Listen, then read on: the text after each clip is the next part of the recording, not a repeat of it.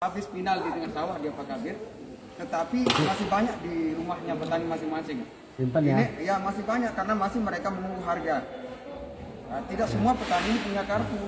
Nah, jadi kalau semua petani punya kartu, mungkin dia tidak menunggu harga di lapangan. Nah, sehingga ini juga perlu dibantu karena keseimbangan harga ini penting Pak Kabir. Karena harga pupuk kemarin Pak Kabir sendiri tahu bagaimana mahalnya, bagaimana limitnya. Dan ini petani juga berusaha, bahkan ada petani yang tanam tembakau menggunakan espati. Ya. Itu juga butuh biaya. Artinya tambahan biaya untuk tahun ini jauh lebih besar dibandingkan dengan tahun sebelumnya. Kalau bertambah lagi rugi rakyat di NTB ini, mau jadi TKI kemana Pak? Sementara juga di situasi pandemi seperti ini mau mengharapkan anak biaya sekolah itu dari mana? Dengar Pak Kabir. Dengar Pak Kabir. Mengobati anaknya untuk sekolah, untuk dia kurang sehat, istrinya melahirkan juga mau pakai biaya. Aspirasi Pak Kabir. Ya, sementara terus-terusan menggunakan SKTM belum tentu juga pemerintah juga mampu. Apalagi sekarang ini kan cukai tembakau juga tidak dibagikan pada rakyat. Iya. Ini juga penting. Jangan cukainya aja yang diperhatikan juga Pak Kabir di sini sampaikan saja dulu. Nah, itu maksud kita. Jangan hanya video nih. Ya, jangan hanya cukainya saja yang harus didorong, ditambah. Tetapi di sisi lain juga Pak Kabir juga harus memperhatikan bahwa harga tembakau itu harus seperti apa. Ya. Saya ingat pada tahun berapa itu Dewan Pertimbangan Presiden itu hadir. One Team Press. Ya, One Team Press. Itu waktu masih Pak Manwarpa Soeharto. Saya hadir waktu itu dan kita dengar bahwa apa dia bilang Pak Manwarpa pada saat itu, kami tidak ngerti tentang grade. Ya. Kami tidak ngerti tentang warna tembakau. Yang kami paham bahwa berapa harga petikan pertama, berapa harga petikan kedua, berapa harga petikan ketiga. Pada saat itu disepakati bahwa untuk menguntungkan rakyat sesuai dengan penghabisan biaya pada waktu itu adalah harus minimal berharga 5 juta pada waktu itu Pak Zadar. Baru dia menguntungkan rakyat. Apalagi sekarang ini dia bertambah biaya.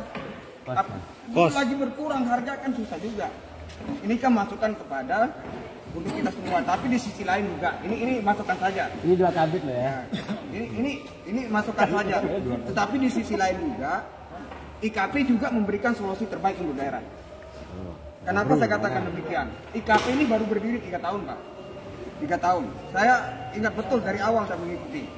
Tahun pertama dia buka, membantu juga untuk kebijakan. Artinya biaya kecil kepada daerah itu kurang waktu itu.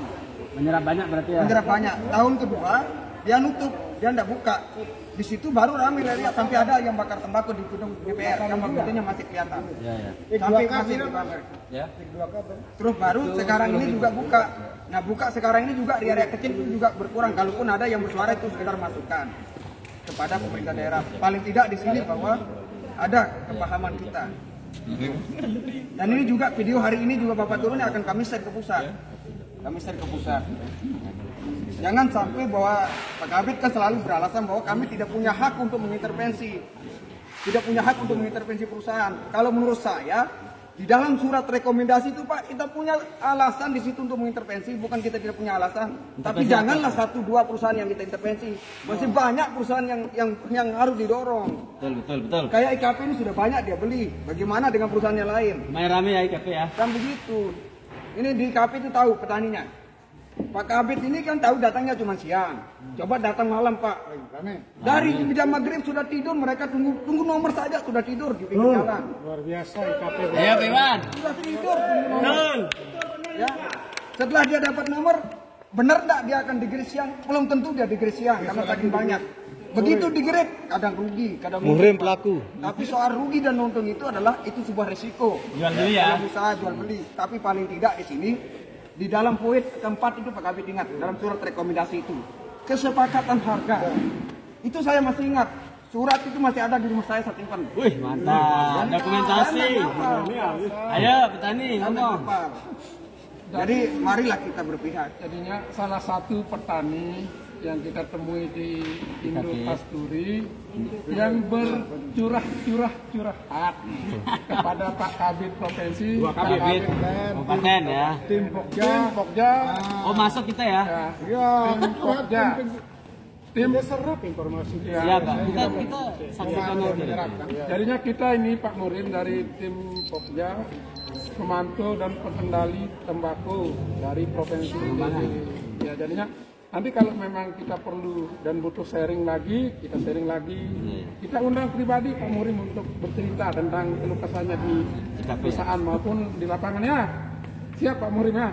Kalau secara pribadi tetap kita siap, tetapi kita mau terbuka kepada masyarakat. Kenapa tidak juga kita mengadakan diskusi terbuka? Diskusi terbuka supaya Sepakat itu kedua. banyak samanya kita memahami. Ya, kalau Pak Kabit berempat mata misalnya mungkin tidak kita siap sudah sepakat menghadirkan itu orang persoalan muda, itu. Kami siap mengajak Pak Kabit semuanya ke kantor Istana Presiden. Kami siap. Luar biasa. Supaya aspirasi perkembangan petani hari ini itu sampai di tangannya Pak Presiden. Kalau memang kelemahannya di pusat, kalau memang kelemahannya di daerah, kenapa tidak juga dinas-dinas terkait juga harus bekerja keras. Kalau bupati dan gubernur aja yang bekerja keras, kalau KB-KB yang bekerja keras, gimana bisa terisi tujuan bupati dan wakil bupati? Tidak bisa. Kan begitu ya. Iya, siap. Kan ada pendukung kita. Dan yang terakhir juga Pak Kabit harus jujur juga. Harus jujur. Di kesepakatan harga yang sudah disepakati itu berapa grade yang sudah disepakati? Karena di poin keempat itu ada di situ kesepakatan harga. Apakah 41 grade tertingginya atau 47, kita harus jujur. 40 ya atau 40. Nah, Ini kalau saya bicara setahu saya dari perusahaan yang dapat harga yang mengundang kami, termasuk ini belum masuk dalam kesepakatan. belum saya diundang untuk rapat harga. Nah, kemudian ada 6 Sembako udah mau habis. di antara 6 perusahaan yang Udah jalan, Mas? ada 47 tertinggi itu di Bentul. Kemudian yang lain rata-rata 40, ada yang 40, 500, kalau yang di Jarum itu harga dasar, bisa saja mungkin di atas itu dia beli, Pak. Misalnya di sini IKP misalnya 45, 47, mudah-mudahan 50 begitu di atas itu. Pak Murim dengar tadi itu Bentul itu tertingginya 47. Bukan petani Bentul ya? Saya tetap di sini aja. Berarti nama Bentul. Harus komit, Pak. Komit ya. Berarti tidak tergiur dengan bagaimana Bentul ya? Saya tidak tergiur dengan harga yang tinggi.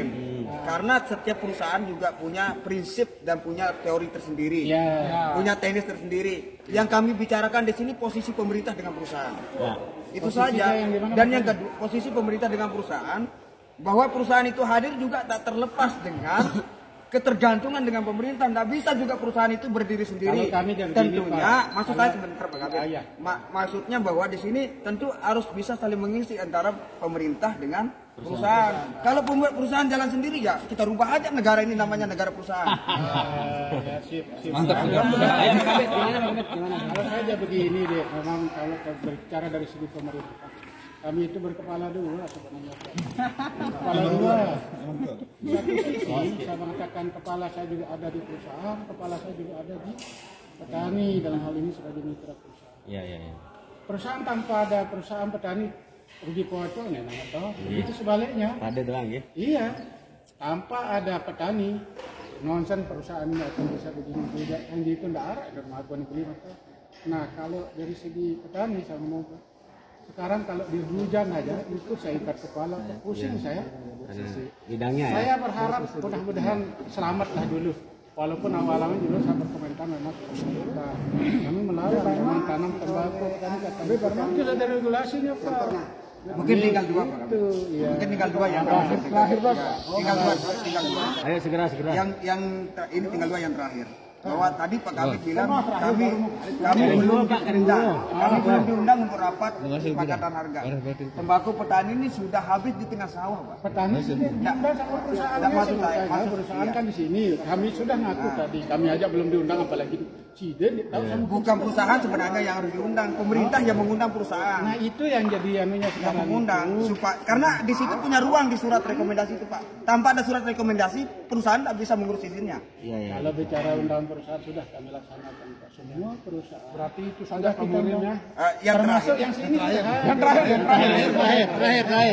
Yang terakhir bahwa bagaimanapun kami bicara hari ini bahwa saya melihat dan mengamati di daerah ini IKP memberikan solusi dalam membantu kebijakan pemerintah daerah. Pas. Amin. Kenapa saya mengatakan demikian? Karena yang terbanyak saya lihat di sini menyerap hasil panen petani itu hanya di IKP. Kita bisa melihat Pak, dari malam hari itu petani sudah tidur menunggu giliran. Ini tandanya bahwa IKP itu rebutan. Hari berapa ton kira-kira menurut? Saya tidak melihat berapa ton, tapi saya bisa melihat dari nomor antrian. Satu grader saja itu sampai 50 antrian, Pak.